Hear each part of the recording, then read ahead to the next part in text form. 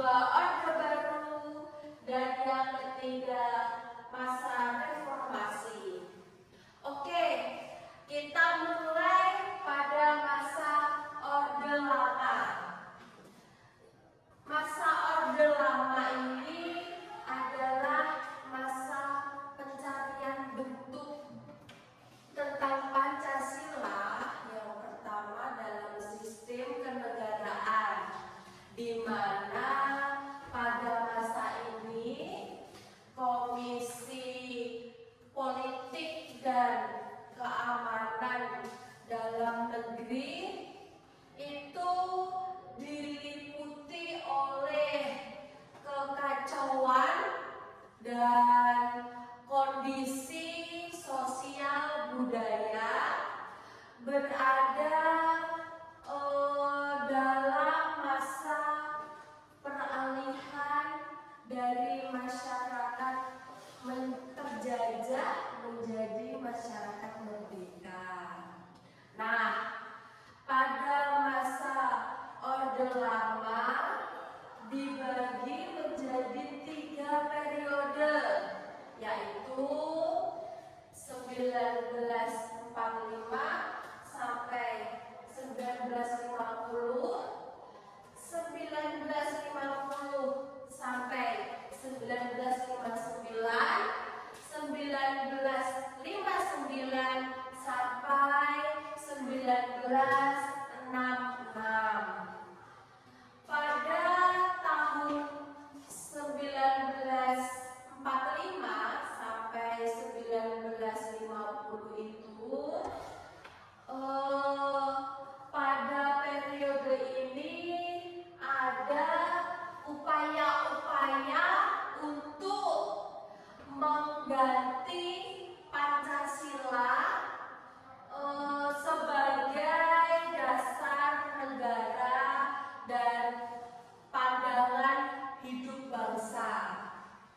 Dan terjadi juga pemberontakan pertama pada masa ini adalah pemberontakan PKI. Pasti kalian juga udah gak asing lagi tentang PKI, yang dimana saat itu dipimpin oleh musuh. Dan terjadi pemberontakan kedua pada masa ini adalah pemberontakan dan Islam atau tentang tentara Islam Indonesia yang dipimpin oleh Sekar Madija Kartosuwiryo. Nah, pada tahun 1950 sampai 1959 itu pada periode ini kesatuan dan persatuan mendapat tantangan yang berat dan muncullah beberapa pemberontakan. Nah, antara lain itu pemberontakan Republik Maluku Selatan, pemerintah Revolusioner Republik Indonesia, dan perjuangan semesta yang ingin lepas dari NKRI. Dan yang terakhir itu 1959 sampai 1966. Oke, di periode ini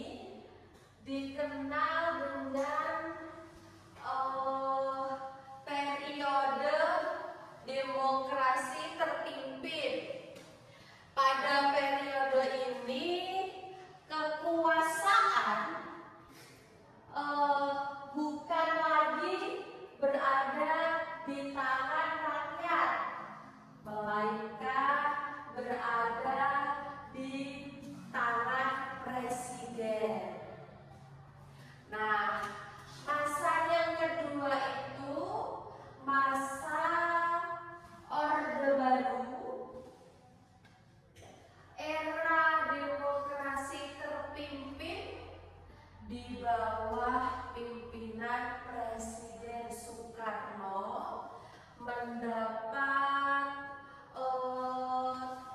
tamparan keras ketika terjadi peristiwa G30 SPKI dan digantikan dengan era yang dikenal sebagai era Orde Baru. Nah, dikenal dengan era Orde Baru dengan konsep demokrasi Pancasila di bawah pimpinan Presiden Soeharto. Pada masa reformasi, setelah lengsernya Presiden Soeharto, muncullah era baru yang dinamakan masa reformasi. Dengan adanya masa ini, diharapkan Pancasila tidak ada lagi penyelewengan. Pada masa ini juga tidak muncul lagi pemberontakan untuk mengganti Pancasila. Namun muncul masalah-masalah lain, yaitu kondisi kehidupan masyarakat yang diwarnai oleh kehidupan serba bebas. Nah, dari 3 periode ini tadi, pada masa Orde Lama terdapat penyimpangan yang terjadi pada seperti diangkatnya Presiden Soekarno sebagai presiden seumur hidup.